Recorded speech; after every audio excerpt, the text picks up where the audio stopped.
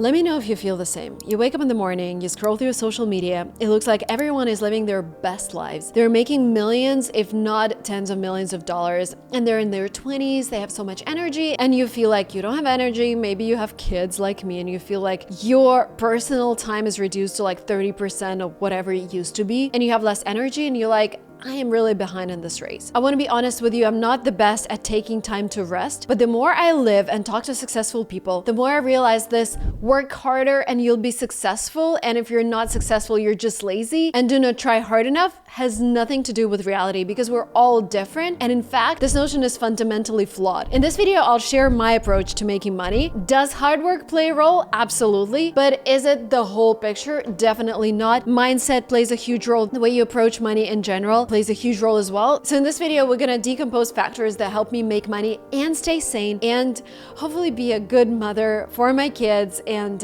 live a life. But before we get to my actual business learnings, I wanna thank HubSpot for sponsoring this video. Now, the first thing you need to do is identify success. I had this acquisition offer from my company, and I was lying in my bed and thinking, like, if I make millions and millions of dollars now, what would I do with my life? And my answer was, I really want to do research on creator economy and how marketing affects our brains and how social media makes us believe in certain ideas that might not be the best for us. And then the next question was like, why can't I do it now? I totally can. There are ways to help professors. There are ways to do research. If it's like 1 hour a week, I can totally afford it. That was like a pivotal moment for me to actually start living now versus like trying to make as much money as possible. So success for me is not making as much money as possible. It's actually chasing my wildest dreams that might not be profitable. Another cool dream that I have is to run a restaurant that actually loses money, because I feel like it's impossible to do something of this scale in Silicon Valley without losing money. But I wanted to have a kids room with a nanny so that parents can relax. I wanted to have the healthiest food, affordable food. For a business idea that's losing money, of course you need to have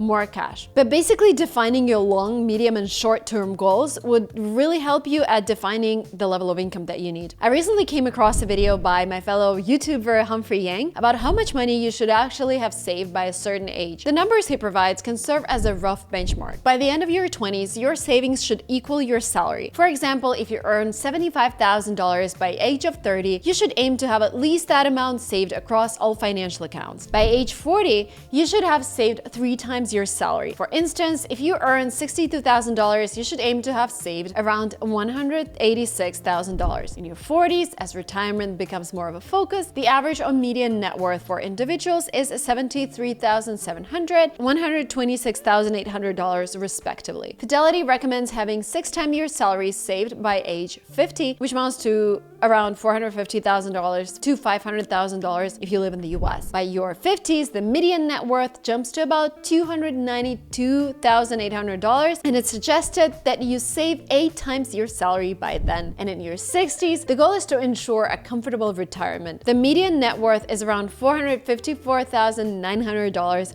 and it's recommended to have at least 10 times your salary saved by retirement age. You can use Humphrey's figures as a guideline to compare where you stand with your savings and evaluate your financial situation. Of course, I understand we don't live in a perfect world, life happens, and I always ask parents of small kids to give yourself a huge discount. Like the first 3 years, you're gonna miss out on everything, but it's gonna get better. Believe me, my kids are 4 and 3 now, and it's getting better and better. So the key is to set a benchmark that is both realistic and challenging for you, but most importantly, have a specific, quantifiable goal in mind.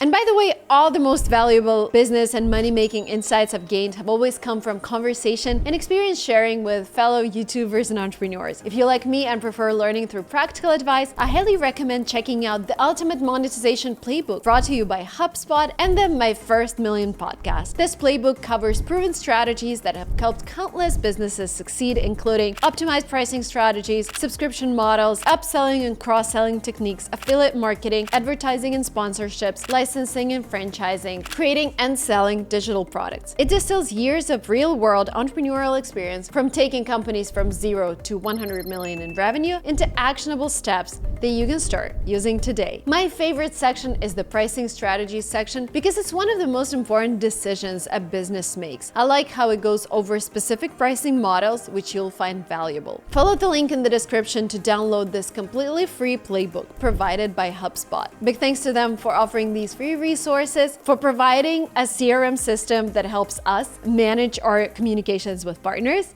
and sponsoring this video. Thing number 2 that really helped me is that I started early in life and made a lot of mistakes. I often hear people in their 20s talk about getting a career first, and again, there's nothing wrong with this choice, especially if you have a student debt. It might make sense to make money straight away to pay it off.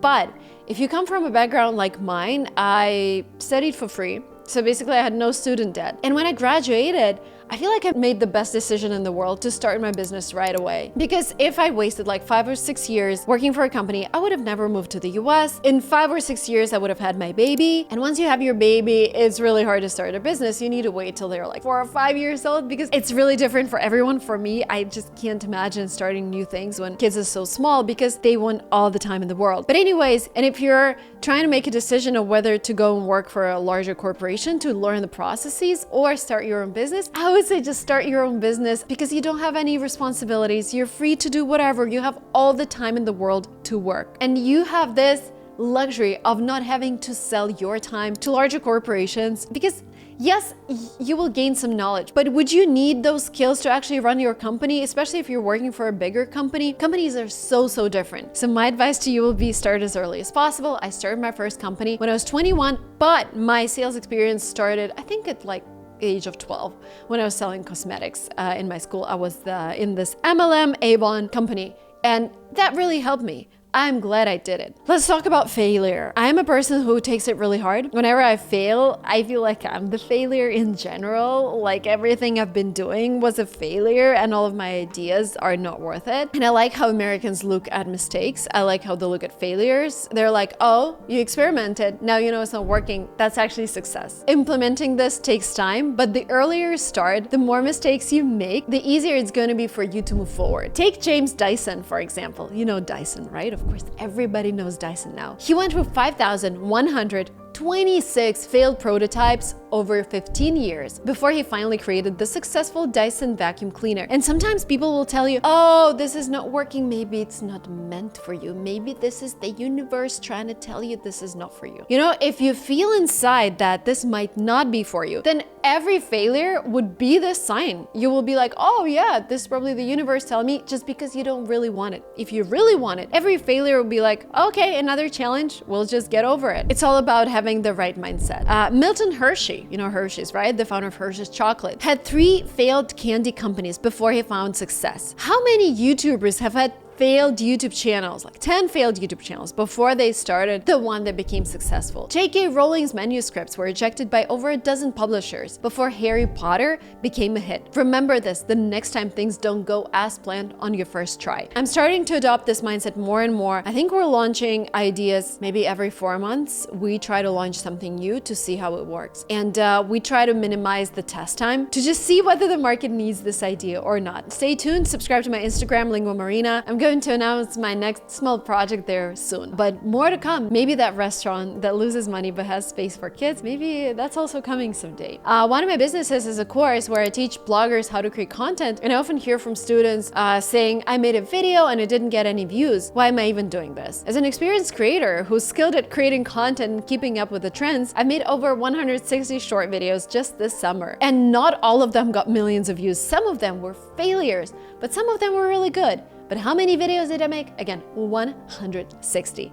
in 3 months. If you're still gaining experience, you need to create twice as many, and only then can you start analyzing your results and figuring out your path to success. Number 3, one of my favorite, develop the habit of counting money. If I were to ask you right now how much money you have, how much money you had last year at this time, what are your monthly expenses? What are your yearly expenses? How much do you make on each product? How much you spend on rent, insurance, loans? How much you pay in interest? Do you have anything for your retirement? Etc., etc. I have answers to all of these questions. Basically, I have several systems that we have together with my team. So I have my personal document where I track all of the accounts, just how much I have. I try to track them every 3 months to see how my investments are growing, what's going on. Am I losing money? Am I making money? For me, it's also meditation, just to know like what's going on with my finances, what's going on in my life. Do I need to work harder now, or can I relax for the next 3 months? So this is number one. Number two, monthly expenses. I have a person who helps me with that. But basically, I know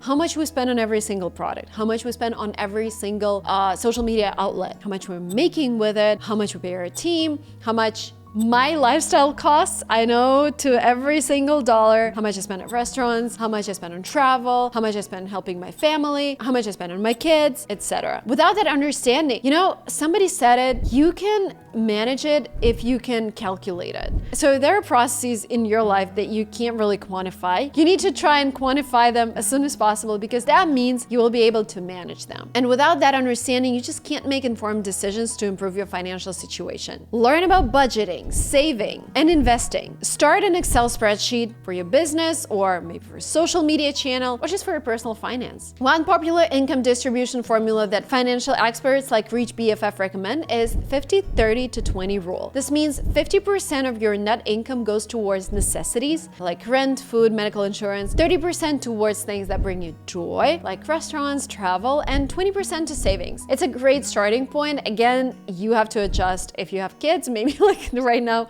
all of it goes to a nanny or a daycare. Of course, adjust to your specific needs. For more detailed insights, I recommend watching my interview with your Reach BFF on my channel, where we dive deep into financial strategies about money management tips. Number 4, lifelong learning. I like the popular concept of lifelong learning that everyone talks about these days. I just bought another course yesterday. It costs maybe like $300. It's actually about mindset. And I always try to be a member of a professional community. I'm a member of a language teachers community. I'm a member of language YouTubers community. I'm a member of a fashion creator community. I try to attend conferences. For me, it's vital. It's vital for me to be among like-minded people, because this is how I learn. This is how I meet new partners. This is how I understand where I'm going next. But also, one thing I wanted to tell you, yesterday I was hanging out with one of my students, and she's an amazing student. She's like, her blog she's been growing really well. But she was telling about some of the other students who took my course, and she was like, I don't understand, like they took your course,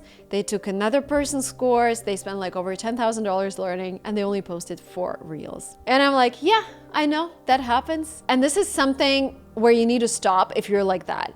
If you're just purchasing courses looking for the best motivation to start posting, maybe education is not working for you. I only encourage you to enroll into new courses when you're actually in the process of doing something. Courses do not motivate you. The motivation is internal. You can't just rely on somebody external to keep you accountable in doing something. It has to come from you. So basically, the first thing you need is to change your behavior, and let's call it lifelong doing. I don't know if this experiment has ever been done, but I'm confident in the outcome. Someone who reads 100 smart books but never applies a small piece of advice will be far less successful than someone who hasn't read a single book but has tried out 100 different ideas. Of course, there are extremes, but they highlight the absurdity many people face. And I'm 34 now, and of course I think about I'm entering my most active years at this is the time to try. Like, if not now, would I try at 50? No. So this is basically the time when I have to run the wildest experiments, take on a lot of risk. And this idea also,